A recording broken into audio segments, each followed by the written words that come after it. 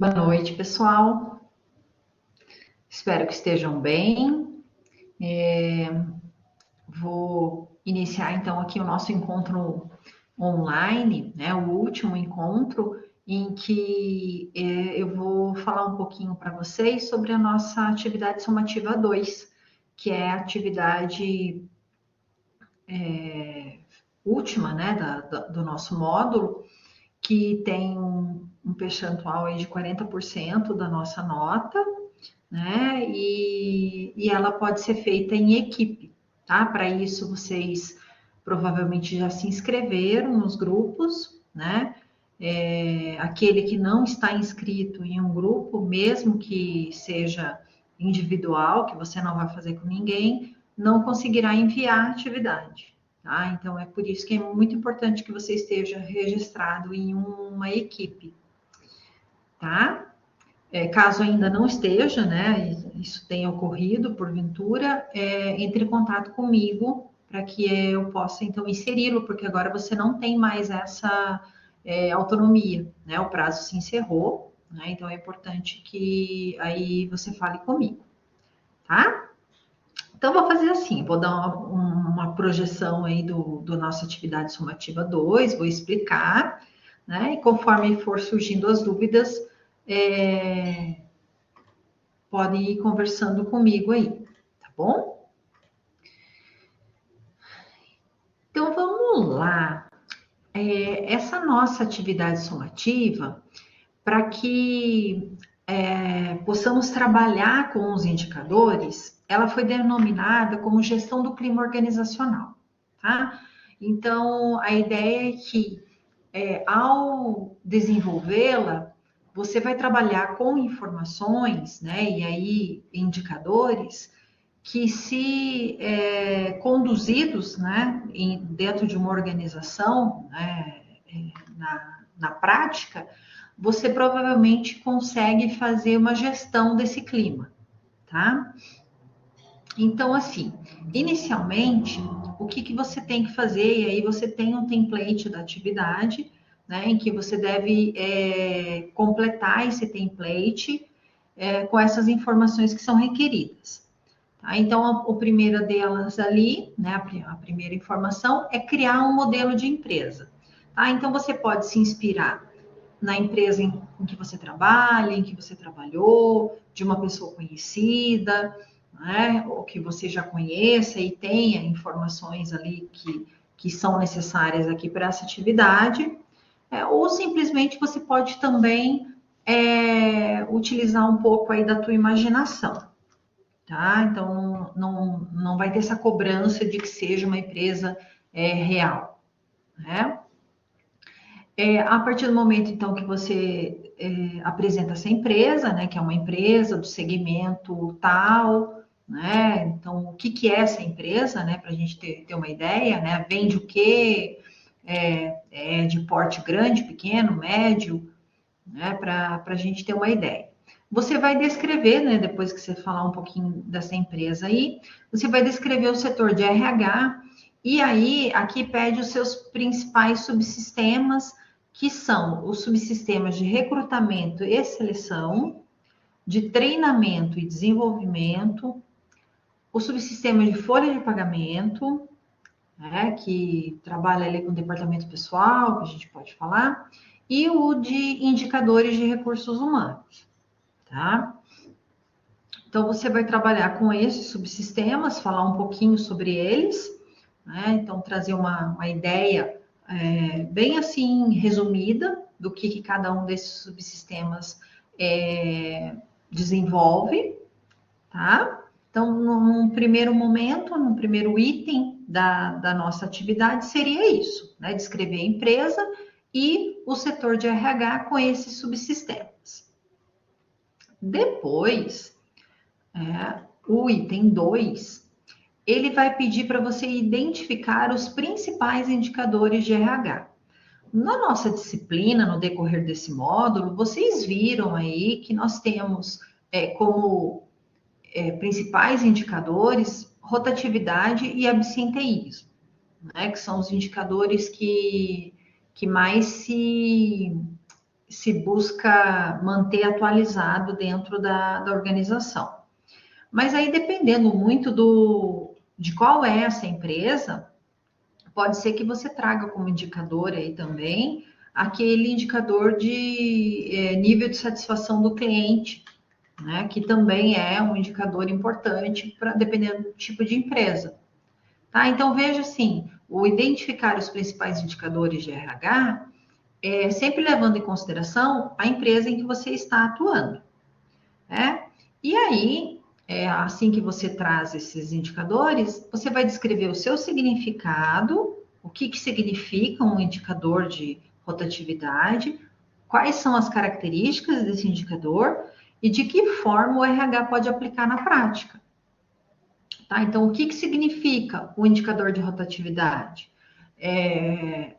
Para que ele serve, né? Quais são as características? Como é que eu vou conseguir, então, ter um indicador de rotatividade a partir de que informações? Né? E de que forma o RH ele pode aplicar? Para que me serve saber se a rotatividade da empresa está dentro de um percentual que é aceitável, está muito além, né? Não tem rotatividade nenhuma. Isso pode me favorecer ou desfavorecer em quê? Tá? Seria então o item 2. O item 3 é quando você vai relacionar os indicadores com as estratégias da área de RH. Então veja assim, aqui você está identificando os principais indicadores no item 2, e no item 3, você vai relacionar esses indicadores com as estratégias da área de RH, pensando nos elementos que contribuem para o desenvolvimento das pessoas. Ah, como assim? Né? Pense, uma empresa em que tem um índice de rotatividade elevado, qual que seria, então, a estratégia do RH? Né? Trabalhar com algo, né, com ações que promova a retenção dos profissionais. Né? E aí, como é que você pode, né, pensando nos elementos que contribuem para o desenvolvimento das pessoas? Então, veja, para que a empresa não tenha rotatividade, ela tem que trabalhar com retenção. E como é que a empresa retém funcionário? É só com salário? Não, a gente sabe que não é só com salário. Então, o que mais que de repente a empresa pode incluir, né? E aí pensando no desenvolvimento das pessoas. Pode ser que a empresa trabalhe com treinamento e desenvolvimento, trabalhe com a inserção de benefícios, trabalhe com uma avaliação de desempenho que promova o feedback e as pessoas estejam conscientes de onde elas devem melhorar e naquilo que elas já têm um talento e já estão se destacando, entende? Então é importante que você faça essa relação, tá?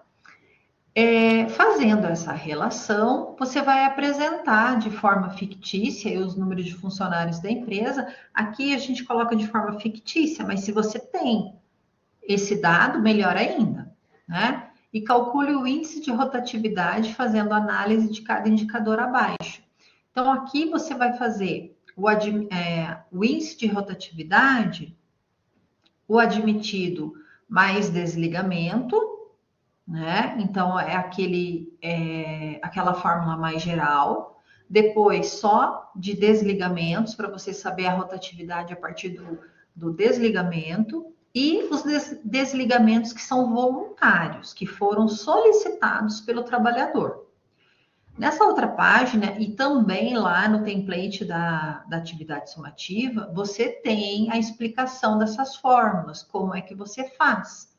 Né? Então, ó, eu tenho o geral, que é a primeira, é admitidos mais desligamentos, dividido por 2, vezes 100, dividido pela média de trabalhadores neste período, né?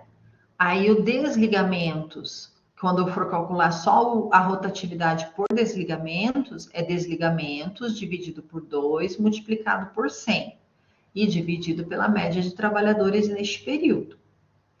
Se eu quero saber os desligamentos voluntários, que, né, são aqueles que pediram ao desligamento, então são a quantidade de desligamentos voluntários por 2 multiplicado por 100 pela média de trabalhadores nesse período. Tá? Então veja a média de trabalhadores nesse período. Aqui a gente coloca como uma forma fictícia, né? Mas se você tem essa média, melhor ainda. Tá? Então, a atividade somativa contempla 3 itens, né?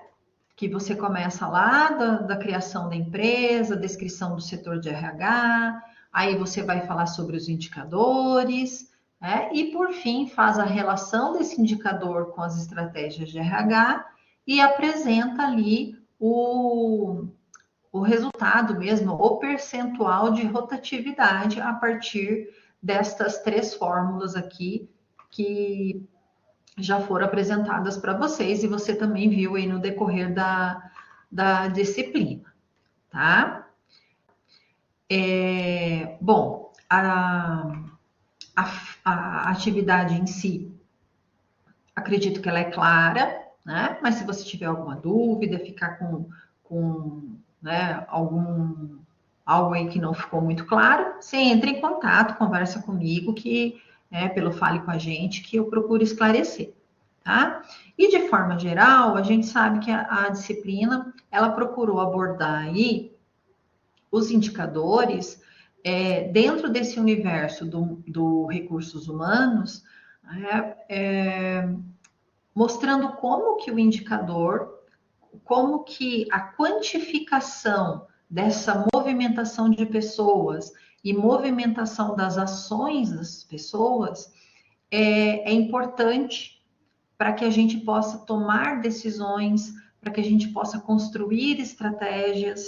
Né? Então, o RH se apropriando dessas medições, ele consegue interferir, inclusive, em planejamentos estratégicos que a organização tem, porque ele consegue fazer previsões. Né? Então, se nós tivermos, dentro de determinado período do ano, indicadores que nos mostraram alta produtividade ou baixa produtividade, retrabalho. Veja que os indicadores, eles podem serem construídos a partir da realidade da organização. Né? Então, a gente não precisa se basear apenas em rotatividade e absenteísmo. A gente pode trabalhar com produtividade, com retrabalho, a gente pode trabalhar com indicador de afastamento, né? Indicador que também trabalha com satisfação de cliente. Veja os indicadores que podem ser criados a partir de uma pesquisa de clima organizacional, indicadores que podem ser criados com uma avaliação de desempenho, tanto individual quanto aquela avaliação de desempenho da equipe. Tá? Então, procurem fazer uma ampliação dessa noção de indicador, porque é por aí que o recursos humanos consegue se estabelecer de uma forma mais assim apropriada, né, perante os gestores de outras áreas da organização, certo? Consegue fazer uma conversa de igual para igual. Tá? Bom, eu vou ficar por aqui, mas se você tiver algum comentário, algo a acrescentar, eu fico à disposição para receber isso, tá bom? Bons estudos aí para você.